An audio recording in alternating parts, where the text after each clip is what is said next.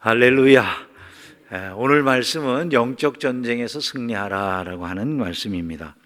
세계적으로 영적 전쟁이 치열하게 벌어지고 있다, 이런 생각을 요즘 많이 하게 됩니다. 이번에 프랑스 파리에서 올림픽이 열릴 때 모습을 보면서 참 서구 사회의 모습이 예전만 못하다, 이런 생각을 하게 됐어요. 여러분 아시다시피 예전에 우리 유럽이라고 하는 세계를 생각하면 항상 부러운 세계였죠. 어린 시절에 유럽은 말만 들어도 야, 그렇게 정말 유토피아 같은 세상이 있나, 이런 생각을 많이 했던 것 같아요. 독일이라든지 영국이라든지 뭐 프랑스라든지 이런 이야기를 들어보면, 프랑스는 뭐 말만 들어도 야, 그 문화예술이 찬란하게 꽃을 피우고 있는 그런 나라로, 뭐 영국 그러면 뭐 신사도가 있어서 어디나 정말 사람들이 살아가는데 아, 그래, 이런 사람이 멋있는 신사야, 이렇게 보여주는 하나의 모델이 되는 그런 나라로, 독일은 그야말로 무슨 일을 해도 반듯하게 정말 그 정확하게 일을 해내서 기계 하나를 만들어도 최고의 기계를 만드는 그런 그 사회인 것으로 생각을 하고, 우리나라도 그런 나라처럼 됐으면 좋겠다, 이런 바람과 그런 희망을 가지고 우리가 그 유럽 사회, 서구 사회를 동경했었죠. 근데 그건 우리나라만의 모습이 아니고 사실은 전 세계적으로 뭐 공산권에 있는 나라들까지라도 사실은 저런 나라를 본받았으면 좋겠다라고 하는 그런 그 생각들은 국민들 안에 누구라도 그 서구 사회를 가보면 그 사회들이 반듯하게 잘 발전하고 사람 살기가 좋은 사회를 이루고 있기 때문에 인권이 존중되어지고 사람이 대우받는 듯한 그런 사회를 다 사람들이 존중히 여겼었거든요. 그런데 이번에 그 파리 올림픽을 하면서 우리는 그 파리 올림픽에서 그래도 적어도 문화 예술에 그토록 많은 사람들이 최고의 경지에 이른 사회라고 하는 데가 뭔가 개막식을 하거나 또 폐막식을 하거나 이럴 때 최고의 멋진 모습들을, 문화적인 그 향기를 정말 아름답게 품어내는 뭐 이런 일을 해줄 줄 알았는데, 보는 순간에 실망하게 되어지고 보는 순간에 이런 저질적인 그런 사회가 어디 있나, 이런 생각을 하게 될 만큼 좀 우리의 마음이 별로 그렇게 기쁘지 않은 이런 경험을 하게 되었습니다. 뭐 최후의 만찬이라고 하는 것을 패러디 했다라고 하는데, 벌거벗은 그 트랜스젠더들이나 뭐 이런 사람들이 나와서 마치 그 최후의 만찬을 조롱하는 듯한 이런 행사를 그들이 버젓이 문화 행사라고 거기에서 진행을 했는데, 세계적으로 욕먹고 손가락질을 받는 뭐 이런 행사에 그쳐지고 말았죠. 서구 사회가 무너지고 있다라고 하는 것을 우리가 그냥 한눈에 확인할 수 있었던 그런 모습이었습니다. 뭐 그 프랑스 파리에 너무나도 아름다운 그 성당들이 세워져 있잖아요. 그 성당들은 더 이상 예배하는 성당은 아니죠. 그 성당들에서는 기껏해야 관광객만 넘쳐나는 모습들을 우리가 볼 수 있습니다. 물론 뭐 가끔 예배를 드린다고는 하지만은 그 예배에 참석하는 인원은 지극히 소수의 인원이 참석할 뿐이지, 그 어마어마한 대성당, 옛날엔 거기가 자기네들 그 성당에서 예배하는 사람들로 가득 찼을 공간이 아니었겠습니까? 근데 그 공간은 지금은 예배하는 사람들은 거의 찾아보기 어려운 이런 공간들로 변하고 말았다는 것이죠. 결국 서구 사회가 왜 이렇게 존경심과 세계적인 그런 부러움을 잃어가고 있는가? 사실 세계인들이 그 서구 사회를 부러워했던 이유는 정직이라든지 의로움이라든지 세상에 정말 가치 있는 일들이 무엇인지 이런 것들을 표본으로 보여주는 사회라고 여겼기 때문인데, 그 모든 것은 사실 서구 사회의 그 기독교적인 가치관에서 나오는 것들이었다고 봐야 되거든요. 근데 결국 이번 파리에서 보여준 그런 행사와 같이 서구 사회가 기독교적인 정신을 다 버렸다는 것이죠. 요즘은 뭐 서구 유럽을 여행해 보신 분들은 아시겠지만, 유럽 여행해 보면 맨날 뭐 도둑질 맞을 거 걱정하잖아요, 그죠? 뭐 가방은 앞으로 매세요, 뭐 돈 지갑을 뒷주머니에 꽂고 다니면 안 됩니다, 핸드폰을 손에 들고 다니지 마세요, 뭐 이런 얘기들만 듣는 거예요. 대한민국 들어오면서 그런 얘기 듣는 사람 있습니까? 대한민국 들어오면 아무도 그런 얘기 안 하거든요. 뭐 그냥 마음대로 하고 다니세요. 짐도 아무데나 놔둬도 안 가져가요. 이렇게 얘기하잖아요. 어느 사회가 선진입니까? 대한민국 사회가 훨씬 더 이제는 선진화된 그런 사회를 이루고 있다고 해도 과언이 아니죠. 진짜 뭐 다녀보니까 하나도 부럽지 않은 그런 세계가 유럽이다. 요즘은 그렇게 생각될 만큼 별 볼 일이 없는, 이제 세계인들도 다 알아요. 유럽은 지금은 대단치 않다. 왜냐하면 인도라든지 이런 데 사람들이 과거 같으면 영국을 너무나 부러워했겠지만 요즘 인도 사람들은 영국을 별로 부러워하지 않습니다. 자기네들이 오히려 더 돈도 많이 번다고 생각하는, 그만큼 지금 인도가 힘이 세졌으니까 말이죠. 세상이 바뀌고 있는데 그 변화의 이유가 무엇인가? 왜 유럽이 그 리더십을 잃어버리고 있는가? 다른 것이 아닙니다. 그들이 그들의 가치를 존귀하게 만들어주던 그 소중한 기독교적 정신을 다 버렸기 때문이라는 것이죠. 기독교적인 정신을 버림과 동시에 그들은 온갖 더러운 문화들을 다 받아들이고 개인의 가치라고 하는 것을 인권이라는 이름으로 포장을 해가지고 결국 하나님의 말씀으로부터 벗어나는 인간적인 쾌락이나 모든 잘못된 행동들을 스스로 다 감싸 안는 이런 그 행동들을 통해서 스스로가 무너져 내리고 있는 것이다. 이렇게 생각할 수가 있는 것입니다.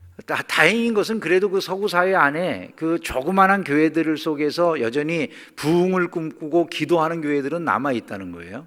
그래서 그 서구 사회가 완전히 망해버리지는 않고 앞으로 뭐 소생할 가능성이 있지 않겠느냐 이런 생각은 하지만은 그 서구 사회가 그렇게 되기까지 얼마나 더 시간이 걸릴지는 앞으로 알기가 어렵다 이런 생각도 동시에 하지 않을 수가 없습니다.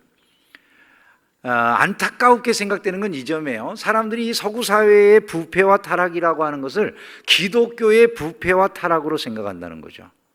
그래서 기독교적인 영향이 다 끝나고 더 이상 이제 기독교는 앞으로 소생하기가 어렵다는 식으로 생각한다는 거예요. 근데 사실은 서구 사회의 부패와 타락이라고 하는 것, 쇠퇴라고 하는 것은 기독교의 쇠퇴하고는 아무런 관계가 없는 것이죠. 서구 사회가 오히려 기독교를 버림으로 말미암아 일어난 현상들이다. 이렇게 보는 것이 맞을 것입니다. 세상이 기독교 정신을 따르고 기독교 정신 위에 그 나라의 가치가 굳건하게 쓴다면 그 사회는 내가 볼 땐 정신적으로 도덕적으로 우선은 안전할 수 있습니다. 근데 그것을 버리는 순간에 세상은 세속화되어지고 현대화되어지면서 결국 타락의 길로 갈 수밖에 없다는 것이죠. 이런 영적 전쟁이 우리 사회에도 이제 벌어지기 시작했습니다. 우리 사회 한가운데서도 지금 영적인 전쟁이 치열하게 벌어지고 있다. 이번에 두 세력이 청문회에서 마주했어요. 서로 같이 기독교인이라고 주장하는 세력들이 마주했는데 한편에는 소위 세속화된 기독교인들이에요. 요즘으로 말하면 유럽과 같은 형식의 기독교를 주장하는 사람들이라고 말할 수 있을 것 같아요. 다른 한편에는 성경대로 믿는 기독교인들이 있어요.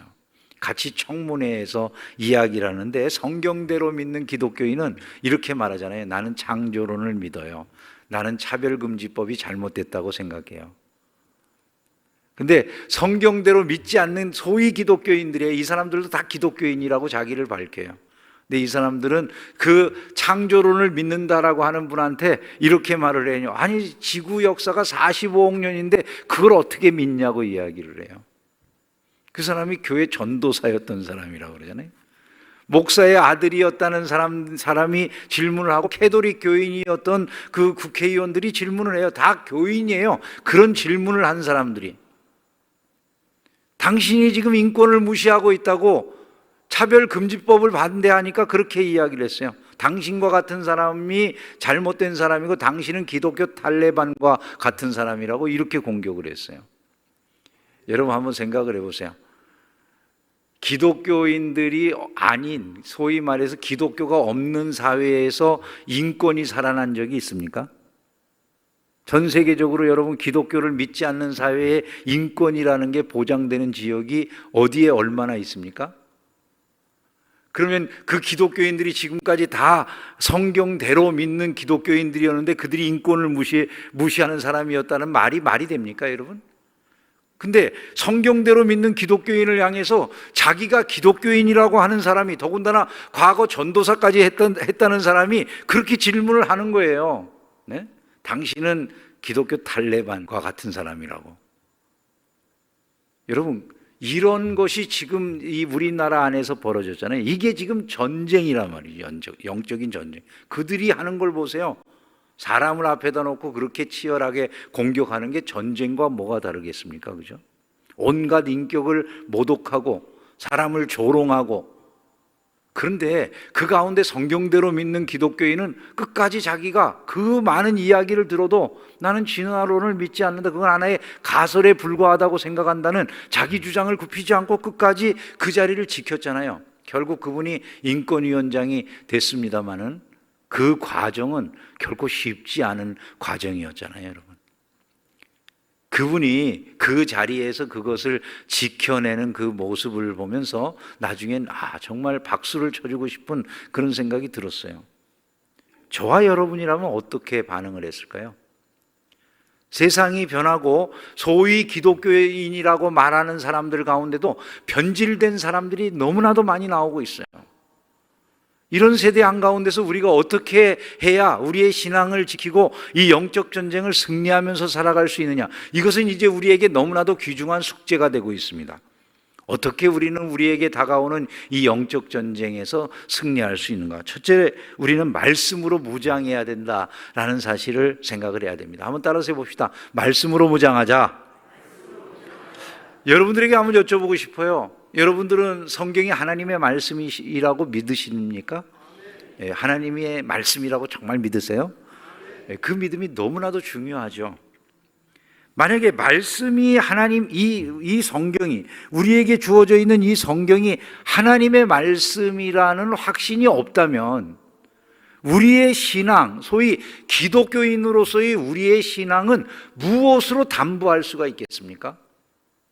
내가 가지고 있는 이 신앙이 객관적으로 증명될 수 있는 길이 있겠냐는 거예요. 우리 기독교인이라고 하는데, 기독교인이라고 하는 나의 신앙이 객관적으로 내가 제대로 신앙생활을 하고 있는지 아닌지의 여부를 무엇으로 확증할 수 있겠냐는 것입니다. 성경을 통해서 외에 다른 길로 확증할 수 있는 길이 없는 거죠. 사람들이 만약에 이 성경이 아니다, 나 기독교인이라고 말을 해요. 난 성경 믿지도 않으면서 태초에 하나님이 천지를 창조하셨느니라 그렇게 말해도 나는 창조 믿지 않아요, 난 진화론을 믿어요, 이렇게 말하면서도 자기는 나는 예수를 따르는 기독교인입니다, 이렇게 말을 합니다. 근데 여러분, 그게 가능할까요? 나 성경을 믿지 않는데 나 예수를 따르는 기독교인이에요, 이 말이 가능할까요? 그 말 자체가 성립이 안 돼요. 왜냐하면 예수님 자신이 자신의 이 땅에 와서 내가 하나님의 아들이고 내가 메시아다, 내가 그리스도다 라고 하는 사실을 증명할 때 사용하시는 그 근거가 뭡니까? 전부 다 구약 성경인 거예요. 그 성경, 이 성경으로부터 이 말씀이 오늘 이루어져서 내가 있는 거야, 이렇게 말씀을 해요. 내가 그 오랜 세월 동안 구약 성경에 예언되었던 바로 그 사람이야, 이렇게 예수님이 말씀하시는 걸 보면 이 구약 성경이라고 하는 걸 예수님이 인정하셨다는 거예요. 여러분, 기독교인이 누굽니까? 예수를 따르는 자들 아니에요, 그죠? 근데 예수님의 존재 자체의 증명이 구약 성경을 통해서 이루어지는 건데, 구약 성경을 내가 부정해버리고 이거 아무것도 아니다라고 하는 사람이 예수라고 하는 존재가 메시아임을 어떻게 확인할 겁니까? 확인할 길이 없게 되는 것이죠. 그는 아무런 근거도 없이 예수가 내가 따르기 좋은 선생이야 그렇게 따라가는데, 그건 결국 내가 좋은 선생이지 이분이 오시기로 된 메시아이기 때문에 하나님의 아들이시고 이 많은 일들, 구속의 일을 완성시키신다라고 하는 예수의 말은 아무런 의미가 없게 되는 거죠. 왜냐하면 예수께서는 바로 그 성경에 예언된 구속의 일을 위해서 이 땅에 오셨다고 말씀하시기 때문에 그것과 아무런 관계없이 내가 존경하는 예수, 그거는 자기식의 신앙생활을 말하는 거고, 자기가 옳다고 생각하는 말을 예수에게 덧입혀서 자기 신앙을 표현하는 것이지 성령의 신앙이 결코 아니라는 거예요. 그런 신앙은 얼마든지 달라질 수 있는 거죠, 때마다. 내가 왜 생각하는 것이 시대마다 다르고 주변의 분위기마다 달라질 거니까 말이죠. 성경에 대한 온전한 믿음이 없다면 바른 신앙이라고 하는 건 어디서도 담보될 수가 없는 것입니다. 그냥 내 경험을 가지고 이야기할 수도 있고, 심지어 내가 예수라고 주장한들 그걸 뭘로 우리가 거부할 일이겠습니까? 그 사람이 내가 믿을 만하고 따를 만하다면 온갖 인생들이 다 나타나서 지가 하나님이라고 그래도 하나님이라고 믿고 따라가잖아요, 여러분. 우리가 기독교인이라고 불리우는 이유는 바로 예수의 가르침을 받는 자들이기 때문인데, 그의 가르침을 소홀히 여기면서 기독교인이라고 말하는 것은 웃기기 짝이 없는 얘기가 되는 것입니다. 그러므로 말씀이라고 하는 것은 우리에게 있어서 가장 소중한 잣대가 되는 것입니다. 우리의 신앙을 증거할 수 있는, 담보할 수 있는 그런 내용이 되는 거예요. 예수를 반대할 때 마귀가 사용하기 제일 좋아하는 방식 중에 하나가, 그러므로 기초적인 이 믿음의 근거가 되는 말씀을 뒤흔드는 데 있는 거예요. 이 말씀에 대한 확신부터 무너뜨리고 나면 아무런 근거가 없기 때문에 그 다음부터 사람이 망가지는 것은 순식간이라는 것이죠. 저와 여러분들은 세상이 어떻게 변하든지 간에 말씀의 반석 위에 서 있기를 주님의 이름으로 축원합니다. 디모데후서 3장 16절에서 이렇게 말하잖아요. 모든 성경은 하나님의 감동으로 되었다. 모든 성경은 하나님의 감동으로 되었다. 즉 하나님의 말씀이라는 거예요. 하나님이 영감을 주셔서 쓰여진 것이다. 이 말은 하나님이 말씀해 주신 거다, 이런 얘기와 같은 것이죠. 그래서 영적인 전쟁을 치러 나가려고 할 때 항상 우리는 말씀을 앞세워야 돼요. 그리고 그 표본이 예수님이에요. 예수님이 40일 동안 금식하고 줄이신 후에 마귀가 예수님을 시험하러 왔다고 그러잖아요, 그죠? 그 마귀를 예수님이 뭘로 이기십니까? 다 말씀으로 이기신 거죠, 그죠? 말씀으로. 예수님에게 제일 먼저 마귀가 어떤 걸 요구했는지 아시잖아요, 그죠? 이 돌들로 떡덩이를 만들어 먹으라. 예수님 뭐라고 말씀하셨습니까? 사람이 떡으로만 살 것이 아니라 하나님의 입으로부터 나오는 모든 말씀으로 살 것이니라, 이렇게 말씀하셨어요. 자, 예수님이 이 말씀을 하신 건 신명기서에 있는 말씀을 인용하신 거예요. 또 예수님을 성전 꼭대기에 데리고 올라가더니 마귀가 이번에는 말씀을 가지고 시험을 해요. 자, 이 성전 꼭대기에서 뛰어내려봐라. 성경에 분명히 말하기를 이제 그 하나님의 천사가 내려와서 하나님의 아들들을 다 보호하고 지킨다고, 그 발이 돌에 부딪히지 않도록 받아준다고 그렇게 얘기 안 했느냐? 그러면 네가 하나님의 아들이라고 그러니까 그럼 성전 꼭대기에서 뛰어내려봐, 이렇게 예수님을 또 시험했죠. 그랬더니 예수님께서 또 뭐라고 대답하셨습니까? 주 너의 하나님을 시험하지 말라, 이렇게 대답하셨죠. 이것도 역시 신명기에 있는 말씀을 가지고 그대로 대답해 주신 거예요. 그것이 옳다 하더라도 하나님을 시험하는 마음으로 행해서는 안 되는 거야, 이렇게 예수님 대답해 주신 거죠. 마귀가 예수님에게 세 번째로 한 시험이 무엇이었습니까? 산 꼭대기에 예수님을 데리고 올라가서 천하만국의 모든 영광들, 그것들을 보여주면서 이 모든 건 다 내 것이기 때문에 내가 너에게 줄 수 있다고, 나에게 절만하면 다 준다고 그렇게 말하지 않았습니까? 그때 예수님 뭐라고 대답하셨습니까? 주 너의 하나님께만 경배하고 다만 그를 섬겨야 된다라고 대답하셨어요. 이게 무슨 말씀입니까? 그래서 10계명의 1계명, 2계명, 이 계명에 대한 말씀을 해주시면서 그거를 이겨나가시는 것이죠. 예수님이 대답하실 때마다 전부 그 앞에 무슨 말씀이냐면 기록되었으되라고 하는 말씀이 나요. 기록되었으되. 즉 마귀가 시험할 때마다 예수님 항상 무엇을 먼저 떠올리셨다는 거예요? 말씀을 먼저 떠올리셨다는 거죠. 우리가 이 세상을 살아가면서 영적 전쟁이 이루어지고 있는 세상 한가운데서 이 싸움을 이기는 길은 다른 데 있는 것이 아닙니다. 하나님의 말씀을 우리의 마음속에 새기는 데 있음을 믿으시기를 주님의 이름으로 축원합니다. 두 번째로, 우리가 영적 전쟁에서 이기기 위해서는 믿음으로 무장해야 된다라는 사실을 기억해야 됩니다. 한번 따라서 해봅시다. 믿음으로 무장하자. 베드로 사도가 말하잖아요. 믿음을 굳건하게 하여 그를 대적하라. 믿음을 굳건하게 하여. 마귀를 대적하는 길은 믿음을 굳건할 때 가능해지는 거예요. 내가 영적 전쟁을 하려고 하는데 믿음이 없어, 믿음이 약하면 싸움에 나가지도 못해요. 믿음을 굳건하게 해야 된다, 이렇게 말씀을 했어요. 믿음이 이기네, 믿음이 이기네, 주 예수를 믿음이 온 세상 이기네. 여러분, 믿음으로 승리하는 성도들이 되기를 주의 이름으로 축원합니다. 근데 믿음은요, 바라는 것들이 실상으로 나타나게 하는 능력이에요, 사실은요. 믿음은 보지 못하는 것들이 증거로 나타나게 하는 능력이에요. 한번 생각을 해보세요. 바라는 게 있어요. 믿음은요. 바라는 게. 그게 무엇을 말하는 겁니까? 믿음의 사람은 전능하신 하나님을 믿고 의지하는 사람이기 때문에 항상 어떤 상황에도 목표를 가지고 살게 된다는 거예요. 바라는 거라는 건 목표잖아요. 그렇죠? 내가 뭔가 목표를 가지고 살게 되어 있다라고 하는 것을 말씀하는 거예요. 예를 들자면 이런 거죠.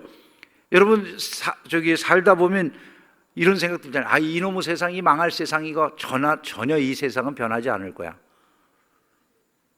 세상 보면서 그런 소리 하는 분들 많죠, 그죠? 여러분은 안 해보셨어요? 가끔 들은 것 같아요, 어디선가. 아, 이 망할 놈의 세상, 이런 놈의 세상은 이거 변하지 않을 거야, 이런 생각을 해요.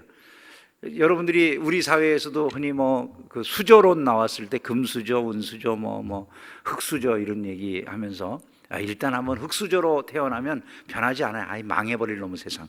그렇게 사람들이 이제 흔히 할 수 있는 얘기잖아요.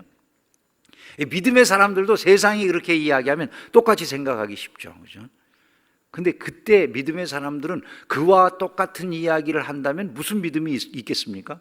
세상에 이미 점령당하고 마음은 이미 실망할 대로 실망해서 아무 일도 할 수 없는데, 근데 그때 믿음의 사람은 그렇게 생각하는 게 아니에요. 하나님이 전능하시다라고 우리가 고백하는 사람들이잖아요. 그죠? 우리를 사랑하신다고 고백하는 사람들 아닙니까? 그럼 우리는 적어도 이렇게 말할 수 있어야 되잖아요. 하나님은 뭔가 하실 수 있어. 나는 못하지만, 내 능력은 부족하지만 하나님은 뭔가 하실 수 있어. 나는 이 전혀 변하지 않을 것 같은 세상 속에 변화를 주실 하나님 의지하고 기도할 거야. 하나님, 이 세상 속에 이렇게 흙수저로 태어났지만 내 인생에 하나님의 은혜로 말미암아 다른 놀라운 능력의 역사가 일어나게 도와주세요. 만약에 이럴 수 있는 사람이 그들이 바로 믿음의 사람인 거예요. 그게 새로운 목표를 갖는 거잖아요, 여러분. 바라는 것들이 실상으로 나타나게 한 능력이 거기에 있는 거잖아요. 믿음의 사람들이 예를 들어 이 세상 살아가면서 어떤 사람을 만나요. 그 사람에 대해서 이런 생각이야. 이 사람은 절대로 변하지 않을 사람이야. 아주 그냥 근본부터 썩었어. 이런 생각이 드는 사람이 있어요. 그죠? 부부간에도 살다 보면 아유, 저 인간, 우리 남편은요, 그 인간 안 변해요. 목사님, 아이고, 그 인간하고 얘기도 꺼내지 마세요. 난 아주 그 인간 아주 포기했어. 이런 생각이 날 때가 있을 수 있죠. 그죠? 얼마나 괴롭히면 그런 말을 하겠습니까? 그죠? 그러나 그럼에도 불구하고 믿음의 사람은 그때 다른 걸 생각한다는 거예요.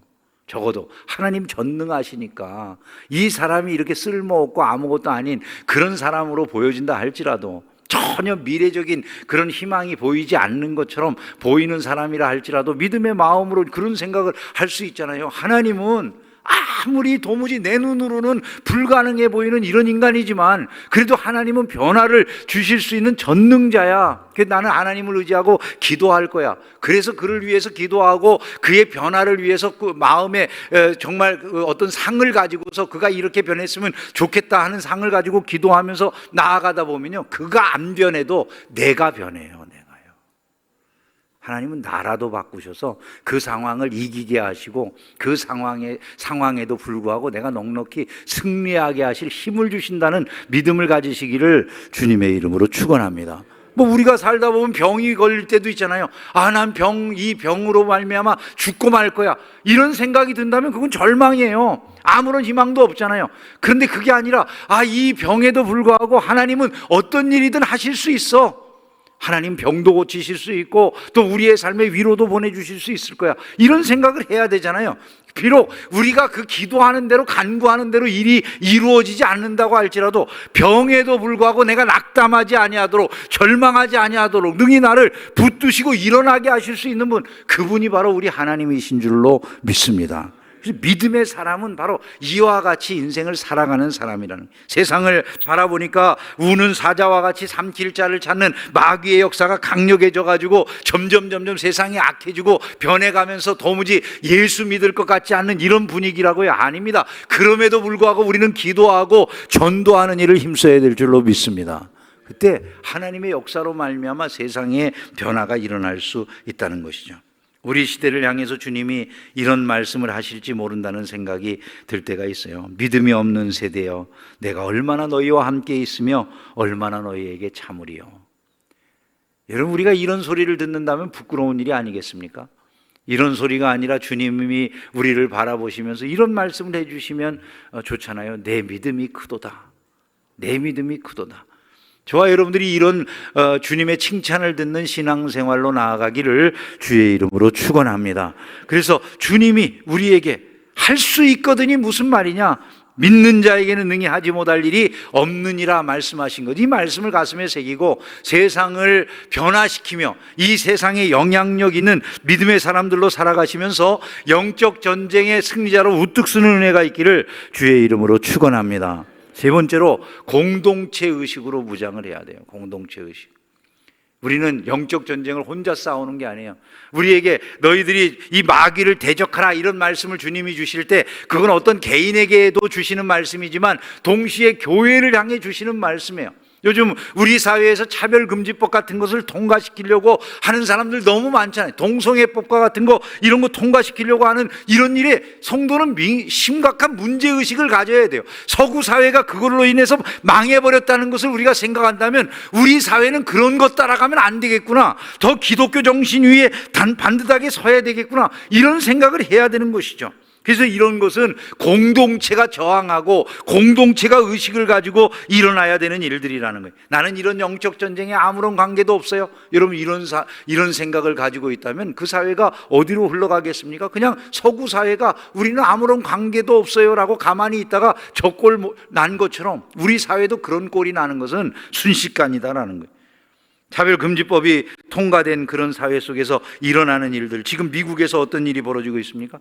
미국의 감리교단에서 차별금지법 시행한 다음에 이제 동성애자들이나 이런 사람들도 목사를 세우고 다 그렇게 하다 보니까 지금 한국인 목회자들이나 이런 사람 중에 동성애 반대하는 설교를 했더니 교회에서 나가라고 그래가지고 예배당 놔두고 그냥 몸만 쫓겨나서 한 200여 명 성도들이 따로 예배 드리는 그런 교회들이 있고, 또 영국에서는 존 셔우드 목사라는 분이 남녀를 하나님께서 남자와 여자로 창조하시고 남자와 여자를 짝지어서 가정을 만들게 해주셨다 그러니까 동성애자들이 자기네들의 그 삶에 모욕을 줬다고 해가지고 이 목사님이 이제 체포가 되는 일이 있고, 캐나다에서도 팀 스티븐슨 목사님이 성소수자들 행사, 우리나라 같으면 퀴어 축제 같은 거 옆에서 하는데 그 옆에서 이제 가정에 대한 설교했다는 이유 때문에 고발당했는데 공공질서 방해죄로 고발을 당했어요.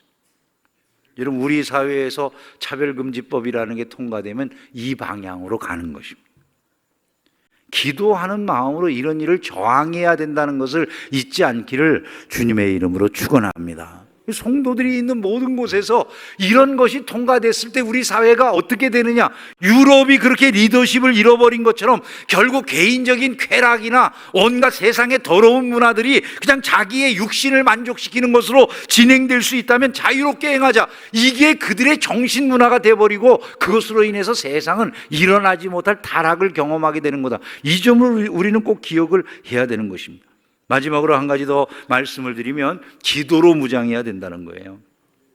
영적 승리의 전쟁은 영적 전쟁의 승리는 기도에 있습니다.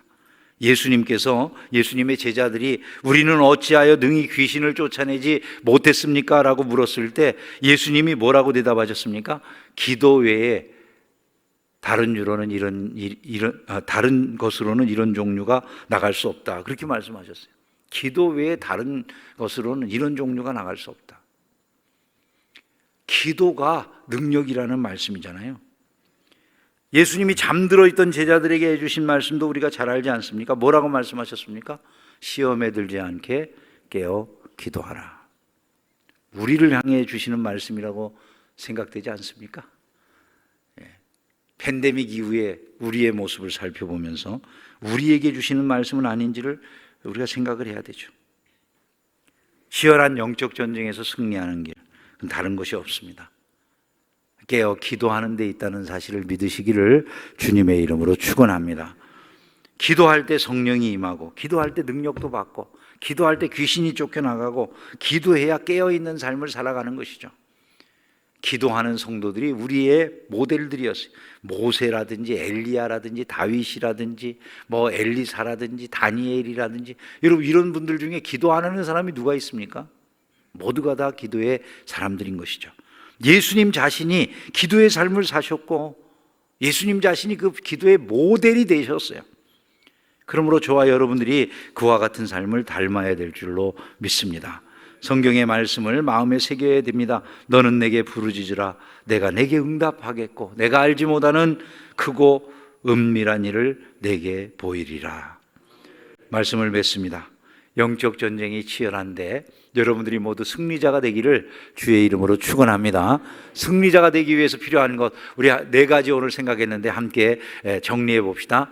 말씀으로 무장하자, 믿음으로 무장하자, 공동체 정신으로 무장하자, 기도로 무장하자. 그렇게 무장되셔서 이 험난한 세대 영적 전쟁의 승리자들이 다 되시기를 주의 이름으로 축원합니다.